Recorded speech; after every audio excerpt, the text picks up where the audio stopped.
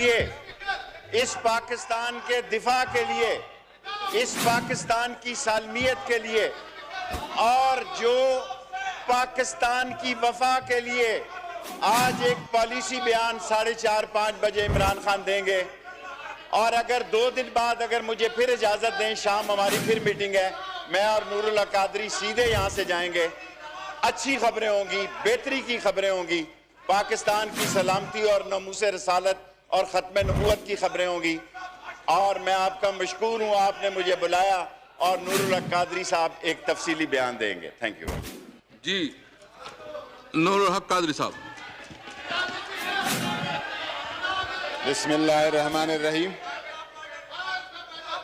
बिस्मिल्लाहिर्रहमानिर्रहीम।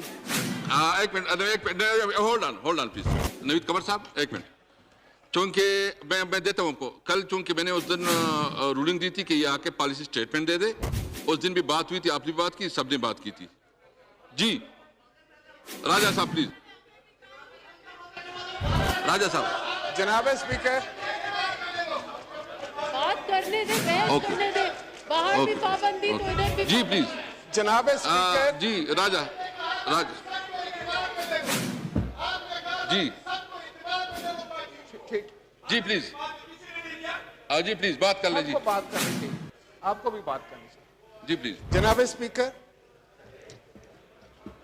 इस वक्त मुल्क में जो कैफियत है, आज हम एक्सपेक्ट कर रहे थे, होना तो ये चाहिए थे कि जुमे के दिन जो इजलास हुआ उसमें गवर्नमेंट की तरफ से पॉलिसी बयान आता, वजीर दाखिला यहाँ पे खड़े होकर अवामी नुमाइंदों के सामने जो है वो पॉलिसी बयान देते, उस पर फिर अरकान जो है वो अपना इजहार करते, अपने ख्यालात का इजहार करते, कोई तजावीज़ आती।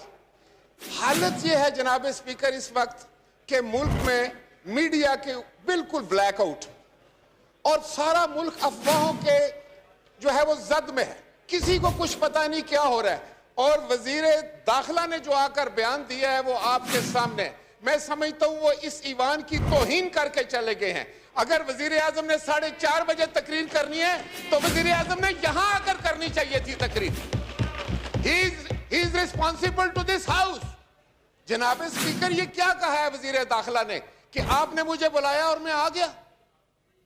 जनाब स्पीकर, इस वक्त हालत यह है पूरे मुल्क में कि हुकूमत की नाअहली की वजह से, नाकामी की वजह से, ना तजर्बाकारी की वजह से भाई भाई के साथ लड़ रहा है और मुल्क को हम एक ऐसी सिमत लेके जा रहे हैं जो बहुत खौफनाक है। क्या इनकी अकल में यह बात नहीं आ रही? ये यहां अपनी सियासत जो है वो उस पर बात करने चाहते हैं, एक दूसरे पर जिम्मेदारी डाल रहे हैं।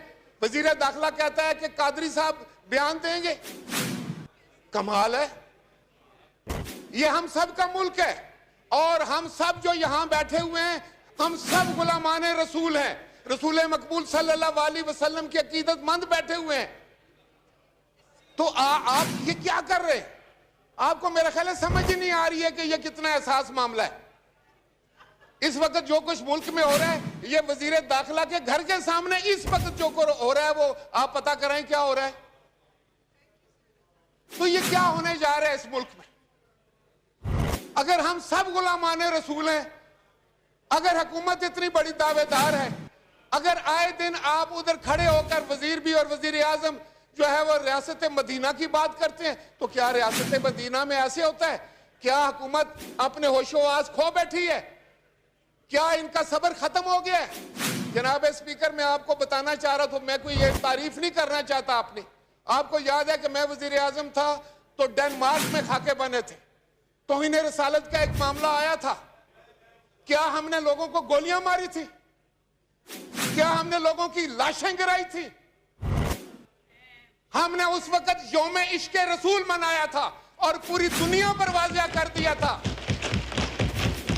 कि रसूल मकबूल सल्लल्लाहु अलैहि वसल्लम की अजमत से बढ़कर, इज्जत से बढ़कर हमारे नजदीक कोई बड़ी बात, कोई और चीज नहीं हो सकती। लेकिन आप लोग जिस समत जा रहे हैं वो खतरनाक समत है। वो मेरे मुल्क के लिए और आपके मुल्क के लिए खतरनाक है। आप जो बो रहे हैं आपको भी काटना पड़ेगा और इस मुल्क को भी काटना पड़ेगा। हुकूमत वक्त का तो ये फरीजा होता है कि वो दिलों को जोड़े, और वो तो ऐसे हालात पैदा ही ना होने दे। आपने क्या एग्रीमेंट किया है कि आप ईवान में लेकर आए थे? किसने आपको इख्तियार दिया है कि आप एग्रीमेंट करें जाकर? अगर आपने कोई एग्रीमेंट किया है जिसका मुझे नहीं पता, मीडिया पर वो नहीं आ रहा कि क्या एग्रीमेंट, हाउस के अंदर वो नहीं आ रहा क्या एग्रीमेंट, और आप एक रेजोल्यूशन लेकर आ जाते हैं कि हम सारे जो हैं वो गुलामाने रसूल हैं। बिल्कुल इसमें कोई शक, उस अजीम हस्ती के तगद्दुस पे हम सब कुर्बान हैं, आप भी, हम भी सब। लेकिन बतौर हुकूमत आप अपनी जिम्मेदारी में मुकम्मल फेल हो चुके। आपको पता ही नहीं कि आप क्या कर रहे हैं। आप कादरी साहब शरीफ आदमी हैं, उनके जिम्मे कोई चीज लगाना चाह रहे हैं। मेरे भी वो वजीर रहे हैं मजहबी अमूर के, मैं जानता हूं उनको बहुत अच्छे से। आप अपनी जिम्मेदारियों से मत भागे। आज वजीर आजम को यहां होना चाहिए था। आप वैसे तो टेलीविजन पे बैठ के बड़े लंबे लंबे बातें करते हैं, आपके जो आपने आगे तर्जमान रखे हुए हैं, गज गज उनकी ज़बानें। याद रखें, आप इस मुल्क के साथ दुश्मनी कर रहे हैं, नफरतें फैला रहे हैं। आप इस मुल्क में, आप इस मुल्क को तकसीम कर रहे हैं। आपने हमारा ये माशरा खत्म कर दिया, इसकी इक़्तिदार को खत्म कर दिया। आपने हर वो काम किया है जिसमें नफरत का इजहार हो, आपने हर काम वो किया है जिससे तज़ीक का इजहार हो। कोई एक दूसरे की इज्जत नहीं करते। आप रसूल मकबूल सल्लल्लाहु अलैहि वसल्लम के मामलात को आप इस तरह टैकल करेंगे? इस्लामी मुल्क में आप इस तरह बात करेंगे? कभी आप कहते हैं हम ये कर देंगे, कभी आप कहते हैं वो कर देंगे। लेकिन मैं आपको ये बताने जा रहा हूं जनाब स्पीकर, आपकी वसातत से, हुकूमत मुकम्मल तौर पर इसकी जिम्मेदार है। ये जितनी भी जो कुछ भी हो रहा है इस वक्त मुल्क में, क्या आपको पता है क्या हो रहा है? क्या मुझे पता है?